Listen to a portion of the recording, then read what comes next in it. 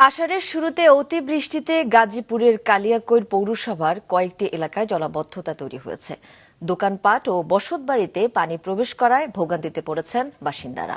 পর্যাপ্ত ড্রেনেজ ব্যবস্থা ও জলধার না থাকায় এ অবস্থার সৃষ্টি হয়েছে বলে অভিযোগ স্থানীয়দের। গাজীপুর থেকে ফারদিন ফেরদৌসের রিপোর্টে বিস্তারিত। গেল 2 দিনের বৃষ্টিতে কালিয়াকৈর পৌরসভার ডাইনকেনি, হরিতকীতলা, হরিণহাটি, বিশ্বাসপাড়া, হাবিবপুর, শিয়ালপাড়া, পূর্ব চান্দরা ও ছাপড়া মসজিদ এলাকায় জলাবদ্ধতা তৈরি হয়েছে। ঘরদোর ও দোকানপাটে পানি ঢুকে পড়ায় চরম বিপাকে পড়েছেন এলাকাবাসী। সড়ক তলিয়ে যাওয়ায় ভোগান্তিতে পড়েছেন যাতায়াতকারীরাও। ওই এলাকার কয়েকটি পয়েন্টে ঢাকা-টাঙ্গাইল মহাসড়কেও পানি জমে থাকায় দূরপাল্লার যান চলাচলে বিঘ্ন হচ্ছে।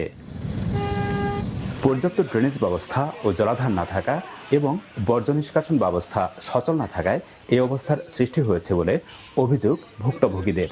দেখতে আসেন না, পানি দিয়ে দোকানের মালামাল সব নষ্ট হয়ে গেছে। আমার সবচেয়ে বড় সমস্যা যে আমাদের পানি যাতায়াতের ব্যবস্থা নাই।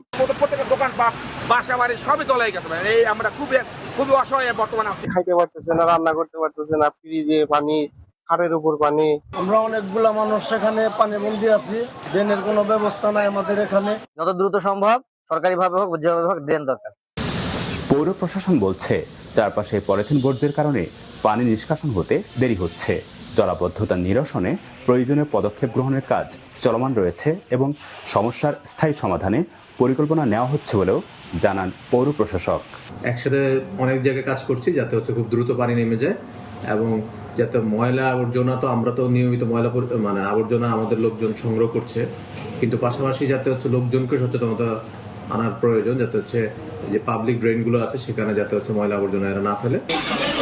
জলাবদ্ধ এলাকাগুলোতে বসবাস করেন কয়েক লাখ পোশাক শ্রমিক। 2 দিনেও এলাকা থেকে পানি সরে না যাওয়ায় চরম ভোগান্তি পোহাচ্ছেন তারা।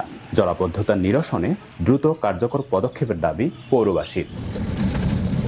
ফারদিন ফেরদৌস, মাছরাঙা সংবাদ, গাজীপুর।